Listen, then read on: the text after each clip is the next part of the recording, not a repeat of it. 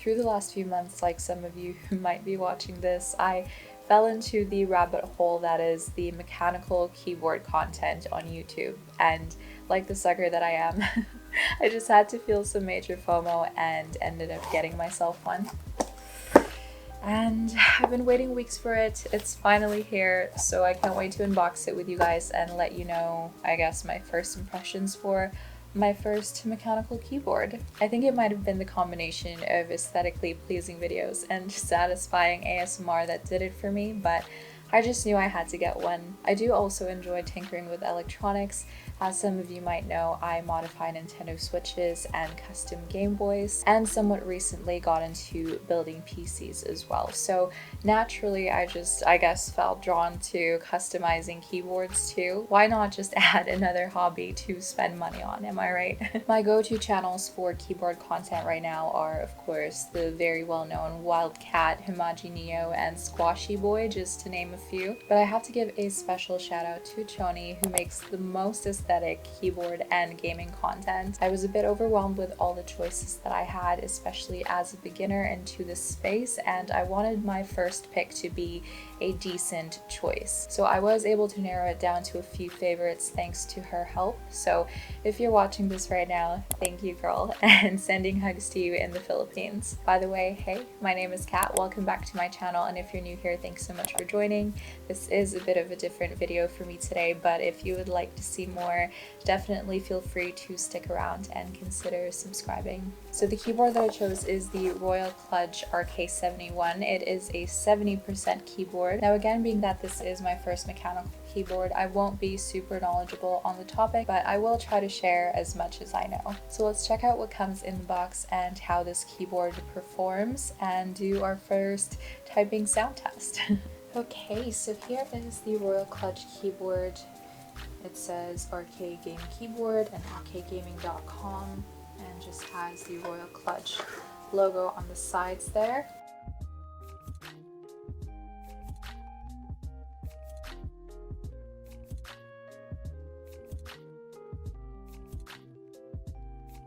Oh my gosh, here we go.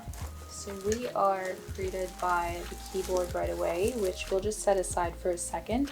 Here's just a quick unboxing of what else is included. So a cute little thank you card for purchasing and supporting Royal Kludge. This is the user manual.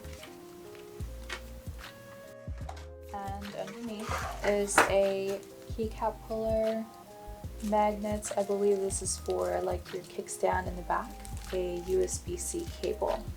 Set that aside for now, and for the actual keyboard, here is the keyboard itself. So I went with the 70% layout because it only took away the function keys at the top of a regular full-size keyboard, which I almost never use, and the numpad on this side, which I like in some uses but not enough to miss it. So I think it's a nice transition from my current keyboard layout, which I'm using the Razer Ornata Chroma version 2. By the way, if you're wondering, you can have a quick look in my recent desk tour that I did, but I like that it's something a little bit smaller but not too small like the popular 60% layout. I went with the Gateron brown switches, which is a tactile switch, but you also have the option of a clicky blue switch or a linear yellow switch. There is a black version as well, but I went with the white one because the one I currently have is black and I wanted to switch it up a bit. I am going for a white and black color scheme in my setup, so I'm really excited to be using both, just depending on my usage. Choice is sport as well because it is hot swappable, which means you can remove these switches from the PCB to maybe add some lube or film or upgrade it down the line with a different switch without having to mess with any soldering if you don't have access to it or if you're unfamiliar. But I am planning on customizing this board, so a hot swappable option was perfect for me as a beginner. It just feels much more approachable. Even though I have some experience with a soldering iron, I'm just not ready to commit to the tedious process of unsoldering and resoldering. Is it 71 keys on this one?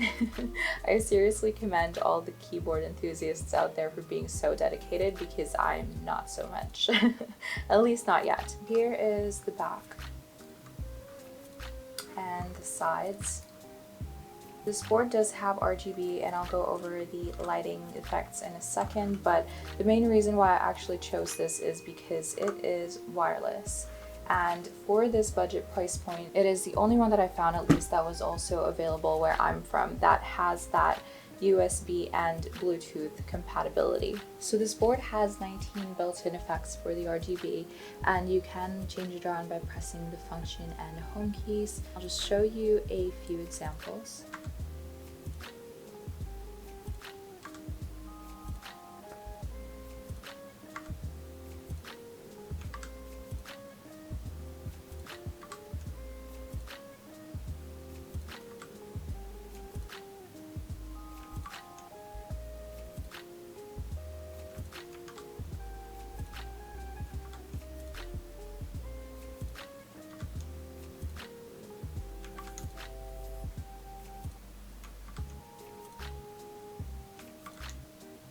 I believe this board does have a software as well, because it is a per key lighting.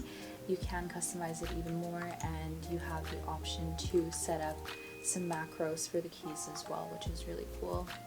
With the Bluetooth connectivity, it lets you pair up to 6 different devices, so I think that will come in handy lots because I can use this for my PC, my laptop, and iPad interchangeably, which is really convenient. So on first impressions, it does feel like a really sturdy keyboard. Not that I have a lot to compare it with, but I guess it'll take some time to know how long this will actually hold up. In general, I can't imagine that it's a bad board because it does come with a lot of really good reviews. There are a lot of YouTube videos on it as well if you are curious about the more technical specs that I can't really give you guys, and other tests, I'm sure. So I went with the Gateron brown switches, which is again a tactile switch. I think I mentioned quickly in the beginning.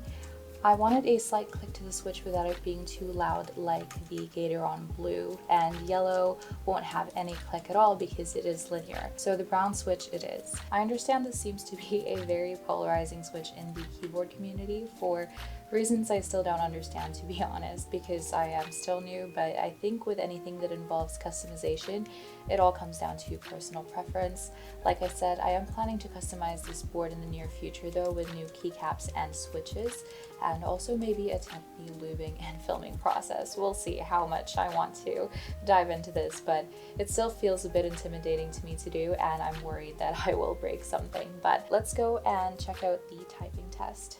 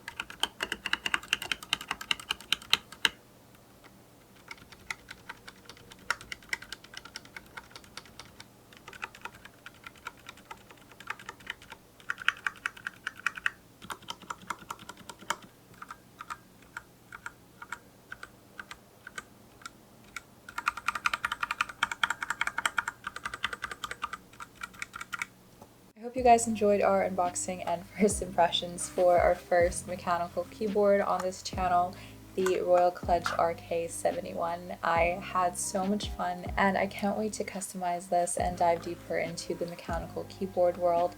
If you are someone who is much more knowledgeable in mechanical keyboards, definitely leave some tips or suggestions down below. If there's anything you think I should know as a newcomer to this space, I would love to hear from you. Thanks so much for watching, and I'll see you next time.